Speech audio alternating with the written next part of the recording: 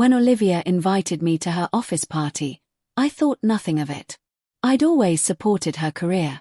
She was working hard, climbing ranks fast in her marketing firm, and I was proud of her. The party was at a high-end hotel downtown. Glass walls, a skyline view, champagne everywhere. I walked in beside her, ready to meet her colleagues and celebrate her success. But the moment we arrived, I noticed one thing. Her boss, Daniel, staring at her like she was prey he already believed he owned. Olivia stiffened when she saw him, and that told me everything wasn't as perfect at work as she'd claimed. Still, I played polite husband, shook hands, offered smiles. But beneath the surface, I was reading every expression, every tone, and every pair of eyes on my wife. Daniel approached us with the swagger of a man too used to getting what he wants. Fake charm, expensive cologne, a smirk that screamed power trip. "Olivia, you look stunning," he said, eyes lingering too long on her body. I noticed the way she forced a smile, polite, but uncomfortable. He turned to me, offered a limp handshake, already dismissing me. "And you must be her partner." The pause wasn't accidental. He wanted to diminish me. I shook his hand firm, steady, looking him right in the eye. "Her husband." I corrected. He chuckled like that detail didn't matter, but his eyes darkened. Challenge recognized. Good. Let him recognize it. Throughout the evening, he kept finding excuses to pull Olivia aside. Work conversation, important client talk, quick private chat. Every time she hesitated, glanced at me apologetically, and walked away reluctantly. I didn't blame her. I blamed him. You can feel when a person abuses power, when professional lines blur into personal arrogance. His hand would occasionally graze her back. His jokes got too personal and he'd whisper near her ear like I wasn't standing right there. Every muscle in my body begged for confrontation. But I wasn't going to be the guy who exploded first. I believe in letting people dig their own grave before I bury them with facts and consequences. At one point, I excused myself to get drinks and overheard Daniel bragging to a coworker. Eyes still locked on Olivia from across the room. "She'll realize eventually she deserves better than that." That not even him. That as if I were furniture. I walked right up, handed Olivia her drink, and wrapped my arm around her waist. Not possessively, but protectively, reminding him exactly where she belonged. Olivia leaned into me like she finally felt safe. That was all the confirmation I needed. This wasn't harmless flirting. This was ongoing harassment disguised as leadership. Then came the moment that changed everything. They announced a group photo. As everyone gathered, Daniel maneuvered himself next to Olivia. And as the photographer adjusted the lens, his hand slid down her back toward her hip. Her face tightened. She shifted away, but his hand followed.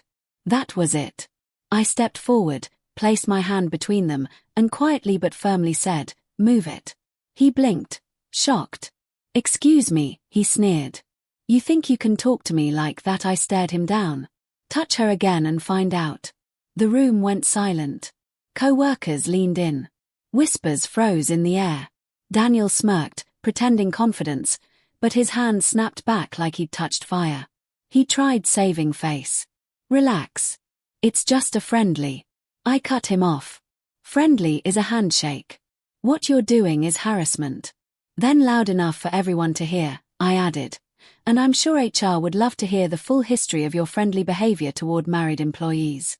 A few co-workers looked at each other. This wasn't a secret, just something no one dared say out loud.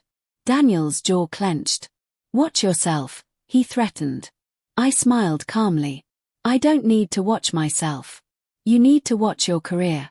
His mask cracked, rage replacing arrogance. What Daniel didn't know was that I'd already prepared. Olivia had confessed a week earlier that he'd been making her uncomfortable for months. Inappropriate comments, late-night work messages, unwanted invitations. She didn't want to cause trouble. Afraid of backlash. So, I collected everything. Texts, emails, voicemail slips. Tonight wasn't impulse. It was strategy. I pulled out my phone and said, "Try anything again. And this goes to corporate shareholders and your wife." Yes, I knew he was married. Power men like him always assume their sins are hidden. Olivia gasped softly. She didn't know I'd gathered evidence. His face went pale, arrogance evaporating like steam on ice. He opened his mouth to argue, then saw the screen displaying one of his messages. The confidence drained from him instantly. People nearby pretended not to stare, but they heard enough. I lowered my voice. You don't get to intimidate my wife. Not here. Not ever. He swallowed hard, stepped back, and fled to the bar, avoiding eye contact with everyone. The party atmosphere shifted, whispers spreading, co-workers exchanging knowing looks. Olivia looked at me with a mix of shock, relief, and overwhelming gratitude. For the first time in months, she exhaled like a weight had lifted from her chest. We left early, and in the car she broke down. Not from sadness, but from feeling protected, valued, defended, she whispered. I didn't want you to think I couldn't handle it. I took her hand. Protecting you doesn't mean I think you're weak. It means we're a team. She leaned her head on my shoulder, tears drying into a relieved smile. Thank you, she whispered, for seeing me, for fighting for me. I kissed her forehead always. That night, we didn't lose a battle. We reclaimed her dignity, her safety, and our peace. Monday came and Daniel didn't show up to work. HR summoned Olivia. After reviewing everything, they suspended him pending investigation.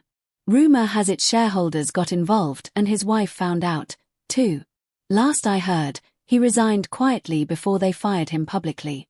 That night at the office party was the last time he ever tried crossing a line. He thought power protected him, but real power isn't control. Real power is respect. And he learned the hard way that a man who protects his wife isn't someone you play ego games with. Because some lines aren't meant to be crossed. And some men don't bark, they end careers.